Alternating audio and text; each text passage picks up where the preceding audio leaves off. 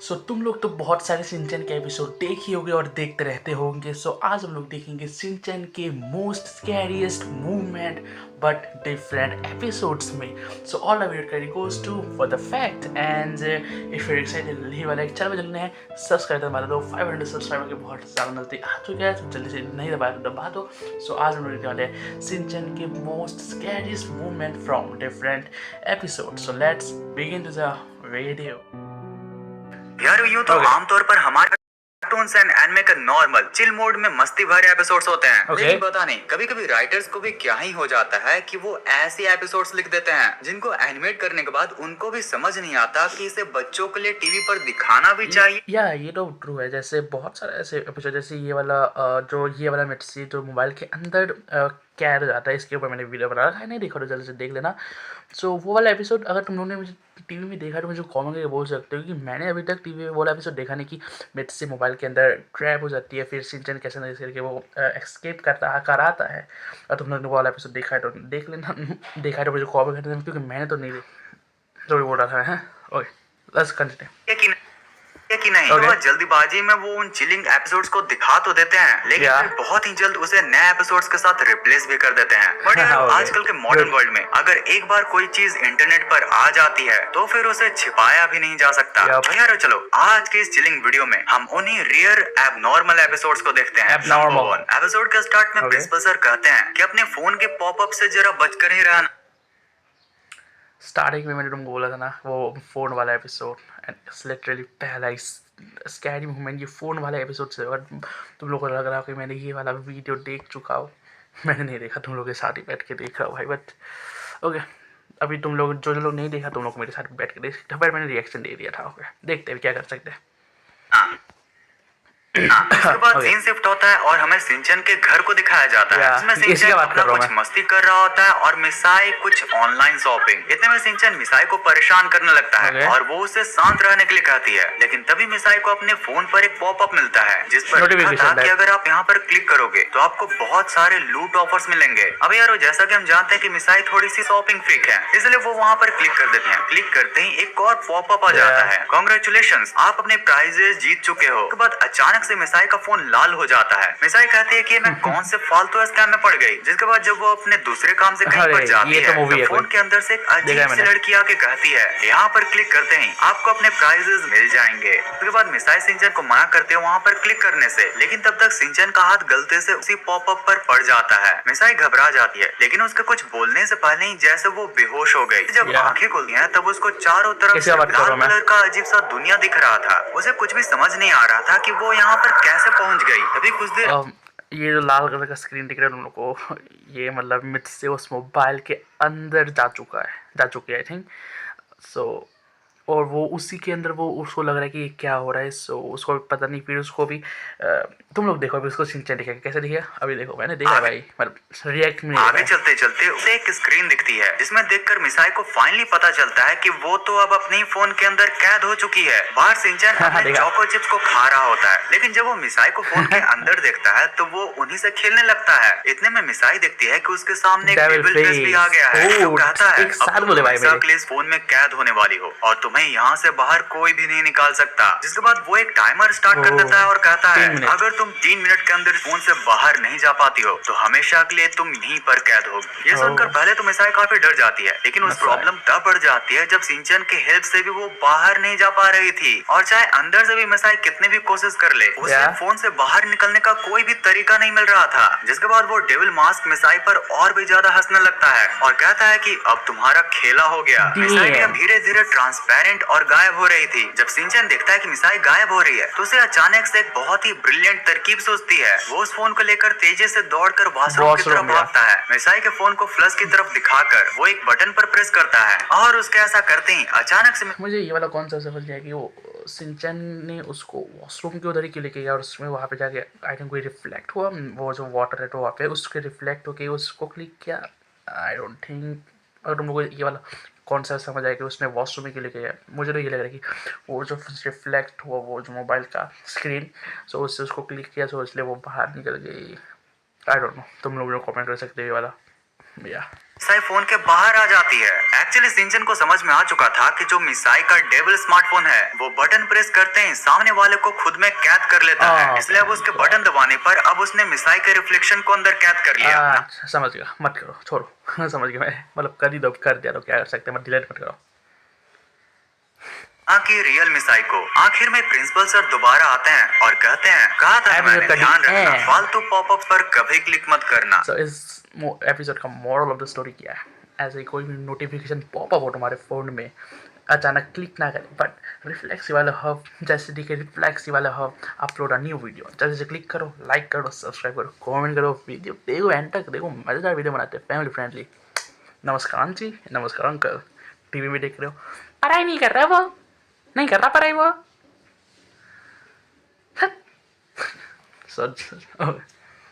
करता है, let's go, देख जाएंगे। भाई ये तो मानना पड़ेगा कि सिंचन के क्रिएटर्स का काफी क्रीपी एपिसोड था, लेकिन इसमें एक बहुत ही रियल गुड मैसेज भी था। तुम लोग भी कभी भी फालतू पॉपअप और कॉल पर क्लिक। क्या हो रहा है भाई ये? व्हाट द फैक्ट भाई?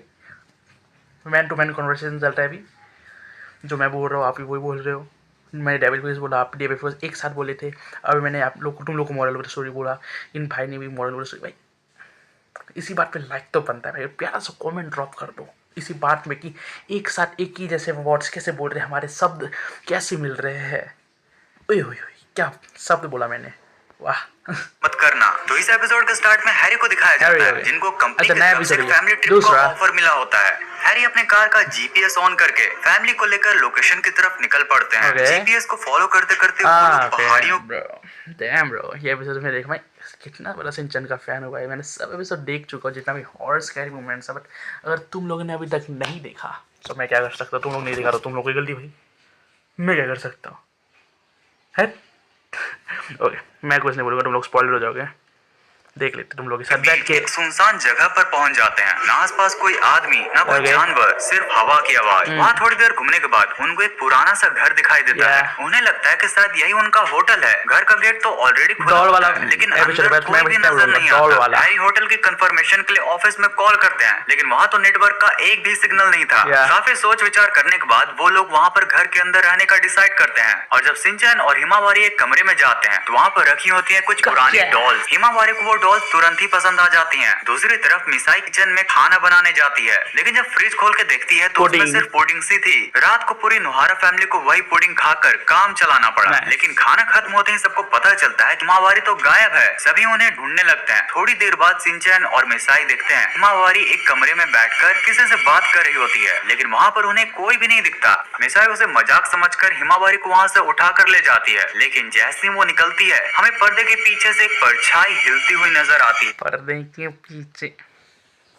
अब सीन शिफ्ट होता है और रात को सभी सो रहे होते हैं। सोते सोते मिसाई को थोड़ी गर्मी लगती है। वो जब उठकर देखती है तो हिमावारी की जगह उसके बगल में वही डॉल थी। मिसाई पहले तो चीखने वाली थी, फिर अपने आप को संभाल कर वो सबको इसके बारे में बताती है, जिसके बाद पूरी नुहारा फैमिली हिमावारी को ढूंढने में लग जाती है। लकीली कुछ देर बाद ही उन्हें हिमावारी मिलती है, जो उसी डॉल के साथ खेल रही थी। कंफ्यूज मिसाई हिमावारी को वहाँ से ले जाती, लेकिन जैसे ही वो बाहर निकलती है सिंचन अपनी आंखों से देखता है कि वो डॉल अपने आप चलते हुए पर्दे के पीछे चली जाती है। ये देखकर हमारा सिग्मा सिंचन भी काफी डर जाता है। फाइनली रात को इतनी मिस्ट्रीज के बाद सीन सुबह की ओर शिफ्ट होता है। नुहारा फैमिली थोड़ी डरी हुई जल्दी जल्दी घर से निकलने की तैयारी कर रही होती है। तभी मिसाई दीवार पर कुछ अजीब अजीब शब्द लिखे। मुझे लगता है ये वाला जो रिटन है ये सिंचन ने लिखा, बट ये सिंचन ने नहीं लिखा, किसने लिखा तुमको कोई पता है? बट या अब किसी का हैरी को किसी का फोन आएगा कार में, वो दिखती है। उसे लगता है कि ये सब सिंचन की शरारत होगी, लेकिन सिंचन क्लियरली बोलता है कि उसने ऐसा कुछ नहीं किया है। फाइनली जब सभी लोग निकल रहे होते हैं तब हैरी को ऑफिस से कावागुची का कॉल आता है, जो पूछता है हैरी आप होटल क्यों नहीं आए? ये सुनते ही सबको समझ आ जाता है जहाँ पर उन्होंने रात बिताई थी वो उनका होटल था ही नहीं।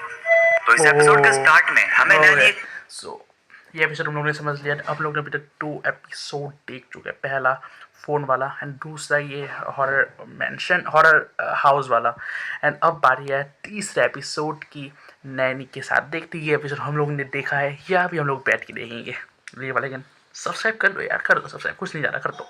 बहुत ही अजीब सी बेल आइकन भी ऑन कर दो देती है, जहाँ पर दूर दूर तक सिर्फ धुंध और खामोशी होती है। तभी उसे कहीं से एक हल्की सी आवाज सुनाई। ये वाला एपिसोड मैंने देखा देखा नहीं लग रहा, बट आगे आगे पता चलेगा कि मैंने एपिसोड देखा या नहीं। अगर तुम लोगों को मुझे देखा है तो मुझे ये एपिसोड देखा है तो मुझे कमेंट करके बोल सकते हो। मैंने अभी देखा देखा नहीं लग रहा, सो या।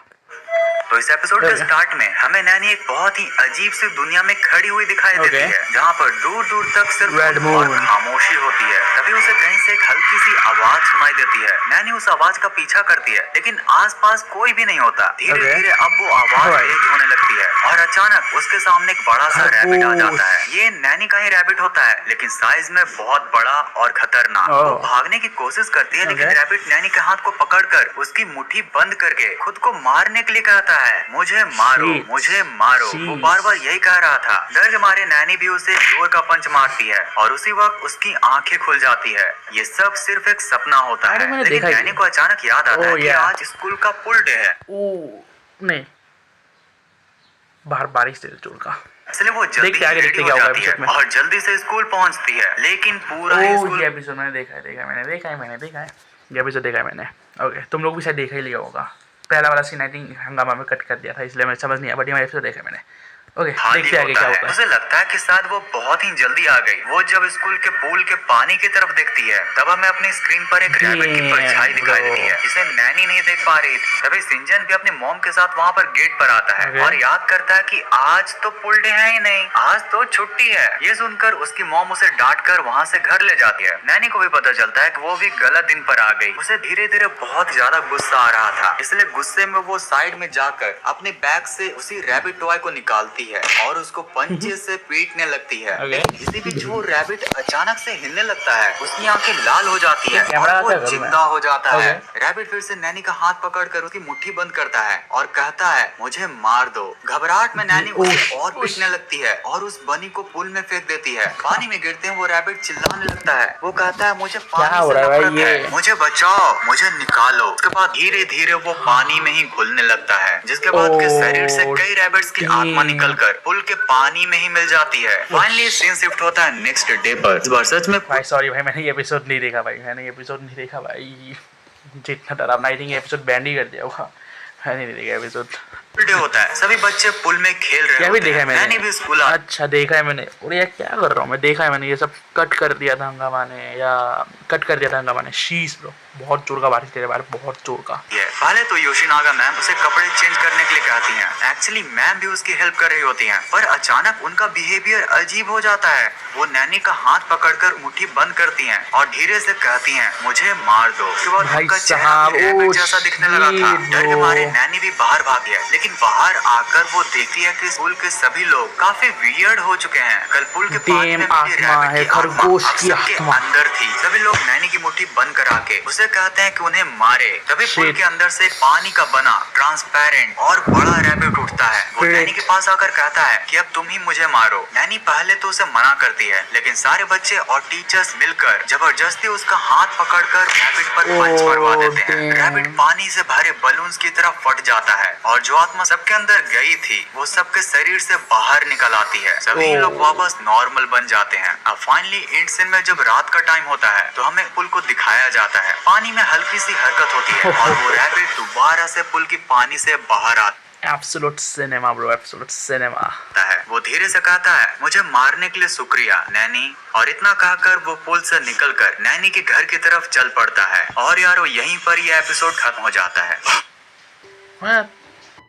ऑलराइट, तो इस एपिसोड के साथ हम लोग आज का वीडियो भी यहाँ पे समाप्त करते हैं। आई होप आपको आज का वीडियो पसंद है। वीडियो को देना लाइक, चल पे नहीं लोग सब्सक्राइब कर देना। पिछला वीडियो हम लोग बनाया था सिंचन का मोस्ट हॉरर एपिसोड, जो तुम लोग ने कभी नहीं देखा। सो यहाँ पे टैप करके देख सकते हो।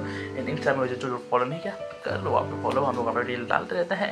एंड 1 अप्रैल है, happy April fool day. Till then, peace out, sign out.